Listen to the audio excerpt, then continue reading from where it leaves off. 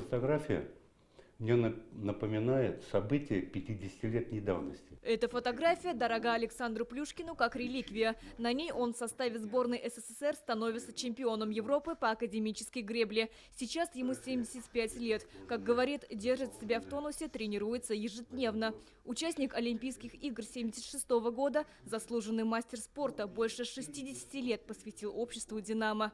Общество «Динамо» для меня является вторым домом. Вот с детства я занимаюсь, тренируюсь, потом добросовестно работал, служил под погонами здесь. И сейчас вот с удовольствием всегда прихожу, встречаюсь с работниками администрации «Динамо», смотрю, как тренируются дети по различным видам спорта. Легендарный динамовец Александр Плюшкин уверен, сила «Динамо» в высоком уровне организации. Душа радует, когда я вижу белый флаг с буквой «Д», вижу динамовцев, потому что динамовцы – это особый народ, особые спортсмены, особые тренеры. Они у нас всегда дисциплинированные, чистые, аккуратные. Почему? Потому что у нас в первую очередь дисциплина. 8. И замерли. 1. Спинку показали.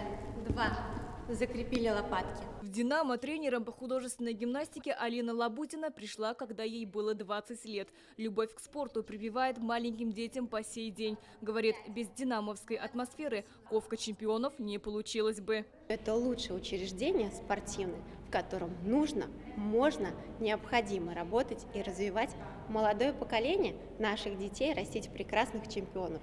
У нас есть все условия, чтобы это делать. Это команда «Динамо Акбарс» на тренировке. А Раик Маргарян готовит ребят к розыгрышу Суперкубка России по хоккею на траве. В победе не сомневаются, ведь за спиной сине-белых большой опыт в этом деле. Команда рекордная 20 раз становилась чемпионом России. Тренера Раика Маргаряна внесли в книгу рекордов страны. Есть мировой рейтинг клубового уровня. Мы до того, как в 2001 году последний раз в Испании выступили на Кубок чемпионов, Лига чемпионов, но мы уже документально по рейтингу шестой клуб Европы. С 1998 года татарстанское «Динамо» возглавляет Азгат Сафаров. Как говорят спортсмены, он выстроил слаженное управление обществом и нацелил всех на победу. Я так скажу, «Динамо» во главе Азгата Ахмедовича Сафарова – это дом, это душа и доверие, что мы сохраняем полностью. У нас 25 числа начался Суперкубок. Вот наши победы и прикрепим к столетию.